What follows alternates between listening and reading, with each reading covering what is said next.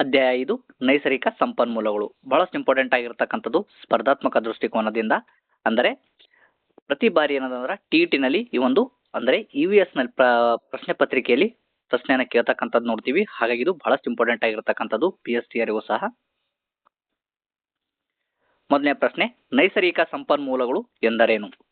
ನೈಸರ್ಗಿಕ ಸಂಪನ್ಮೂಲ ಎಂದರೇನು ಅಂತಕ್ಕಂಥದ್ದು ಉತ್ತರ, ಭೂಮಿಯಲ್ಲಿ ನೈಸರ್ಗಿಕವಾಗಿ ದೊರೆಯುವ ಹಾಗೂ ಜೀವಿಗಳಿಗೆ ಅಗತ್ಯವಾದ ನೀರು, ಮಣ್ಣು, ಗಾಳಿ, ಖನಿಜ ಇತ್ಯಾದಿಗಳನ್ನ ಏನಂತೇಳಿ ಕರೀತಾರೆ ಅಂದ್ರೆ ನೈಸರ್ಗಿಕ ಸಂಪನ್ಮೂಲಗಳು ಎಂದು ಕರೆಯುತ್ತಾರೆ. ಇನ್ನೊಂದು ಬಾರಿ ನೋಡೋದಾದ್ರೆ, ಭೂಮಿಯಲ್ಲಿ ನೈಸರ್ಗಿಕವಾಗಿ ದೊರೆತಕ್ಕಂತಹ ಜೀವಿಗಳಿಗೆ ಅಗತ್ಯವಾದ ಬೇಕಾಗಿರ್ತಕ್ಕಂತಹ ನೀರು, ಮಣ್ಣು, ಗಾಳಿ, ಖನಿಜ ಇತ್ಯಾದಿಗಳನ್ನ ಏನೆಂದು ಕರೆಯುತ್ತಾರೆ ಅಂದ್ರೆ ನೈಸರ್ಗಿಕ ಸಂಪನ್ಮೂಲಗಳು ಎಂದು ಕರೆಯುತ್ತಾರೆ ಅಂತೇಳಿ ಗೊತ್ತಿರಬೇಕು. ಅದೇ ರೀತಿಯಾಗಿ ಪ್ರಶ್ನೆ, ನವೀಕರಿಸಬಹುದಾದ ಸಂಪನ್ಮೂಲಗಳಿಗೆ ಉದಾಹರಣೆ. ಬಹಳಷ್ಟು ಇಂಪಾರ್ಟೆಂಟ್ ಆಗಿರ್ತಕ್ಕಂಥದ್ದು, ಇದು ಸಹ ಕೇಳ್ತಕ್ಕಂಥ ಸಾಧ್ಯತೆ ಇರತಕ್ಕಂಥದ್ದು ನೋಡ್ತೀವಿ ಪರೀಕ್ಷೆಯಲ್ಲಿ.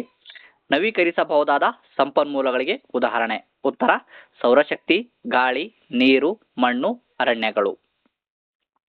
ಅದೇ ರೀತಿಯಾಗಿ ಪ್ರಶ್ನೆ, ಬಳಸಿದಂತೆಲ್ಲ ಮುಗಿದು ಹೋಗುವ ಹಾಗೂ ನವೀಕರಿಸಲು ಸಾಧ್ಯವಿಲ್ಲದ ಸಂಪನ್ಮೂಲಗಳನ್ನ ಏನೆನ್ನುತ್ತಾರೆ? ಬಳಸಿದಂತೆಲ್ಲ ಮುಗಿದು ಹೋಗುವ, ನವೀಕರಿಸಲು ಸಾಧ್ಯವಿಲ್ಲದ ಸಂಪನ್ಮೂಲಗಳಿಗೆ ಏನೆಂದು ಕರೆಯುತ್ತಾರೆ ಅಂತಕ್ಕಂಥದ್ದು ಉತ್ತರ, ನವೀಕರಿಸಲಾಗದ ಸಂಪನ್ಮೂಲಗಳು. ಉದಾಹರಣೆಗೆ ಕಲ್ಲಿದ್ದಲು, ಪೆಟ್ರೋಲ್.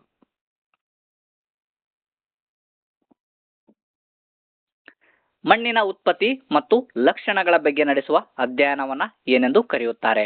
ಮಣ್ಣಿನ ಉತ್ಪತ್ತಿ ಮತ್ತು ಲಕ್ಷಣಗಳ ಬಗ್ಗೆ ನಡೆಸ್ತಕ್ಕಂಥ ಅಧ್ಯಯನವನ್ನ ಏನೆಂದು ಕರೆಯುತ್ತಾರೆ? ಉತ್ತರ, ಮಣ್ಣಿನ ಶಾಸ್ತ್ರ ಎಂದು ಕರೆಯುತ್ತಾರೆ. ಸುಮಾರು 3 ಸೆಂಟಿಮೀಟರ್ನಷ್ಟು ಮಣ್ಣಿನ ಪದರ ರೂಪುಗೊಳ್ಳಲು ಎಷ್ಟು ವರ್ಷಗಳು ಬೇಕಾಗುತ್ತದೆ? 3 ಸೆಂಟಿಮೀಟರ್ನಷ್ಟು ಮಣ್ಣು ಅಥವಾ ಮಣ್ಣಿನ ಪದರ ರೂಪುಗೊಳ್ಳಲು ಎಷ್ಟು ವರ್ಷಗಳು ಬೇಕಾಗುತ್ತದೆ ಅಂತಕ್ಕಂಥದ್ದು ಪ್ರಶ್ನೆ. ಉತ್ತರ, 500 ರಿಂದ 1500 ವರ್ಷಗಳು. ಸುಮಾರು 500 ರಿಂದ 1500 ವರ್ಷಗಳು ಬೇಕಾಗುತ್ತದೆ. ಮಣ್ಣಿನ ಸವೆತವನ್ನ ತಡೆಗಟ್ಟಲು ಭೂಮಿಯ ಆಕಾರಕ್ಕೆ ಅನುಗುಣವಾಗಿ ವ್ಯವಸಾಯ ಮಾಡುವ ಪದ್ಧತಿಯನ್ನ ಏನೆಂದು ಕರೆಯುತ್ತಾರೆ?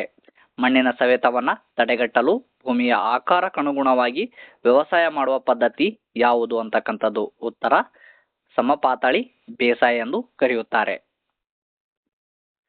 ರಾಷ್ಟ್ರೀಯ ಅರಣ್ಯ ನೀತಿಯ ಪ್ರಕಾರ ಪರಿಸರ ಸಮತೋಲನಕ್ಕೆ ಎಷ್ಟು ಭಾಗ ಅರಣ್ಯವಿರಬೇಕು? ರಾಷ್ಟ್ರೀಯ ಅರಣ್ಯ ನೀತಿಯ ಪ್ರಕಾರ ಪರಿಸರ ಸಮತೋಲನಕ್ಕೆ ಎಷ್ಟು ಭಾಗ ಅರಣ್ಯವಿರಬೇಕಂತಕ್ಕಂಥದ್ದು ಉತ್ತರ, ಒಟ್ಟು ಭೂಭಾಗದ 33% ಇರಬೇಕು. 33% ಅರಣ್ಯವಿರಬೇಕು.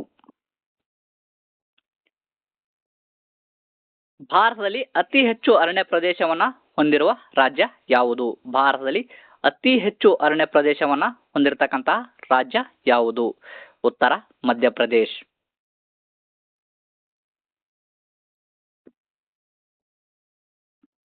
ಕರ್ನಾಟಕವು ಅರಣ್ಯ ವಿಸ್ತೀರ್ಣದಲ್ಲಿ ಭಾರತದ ಎಷ್ಟನೆಯ ಸ್ಥಾನದಲ್ಲಿದೆ?